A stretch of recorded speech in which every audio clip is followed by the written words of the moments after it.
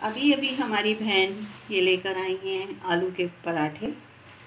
तो ये आज हम खोल के देख रहे हैं। इसमें दो देखे इन्होंने दिए हमें चटनियाँ, दो दिए हैं चिली गार्लिक और ये पराठे। ओह बहुत गरम है, ज़बरदस्त।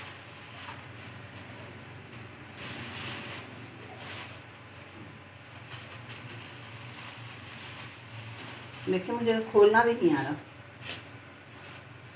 माशाल्लाह ये ज़बरदस्त से पराठे हैं। देखिए रास्ते में आते आते तो थोड़े ज़ख्मी तो हो ही जाते हैं। वाओ, तो अभी मैं आपको खा के बताती हूँ कि कैसा है। बिस्मिल्लाह। वाओ बहुत ही ज़बरदस्त है। और अभी हम जब इसको चटनियों के साथ खाएंगे तो इसका और भी मज़ा आएगा। अल्लाह हाफिज़।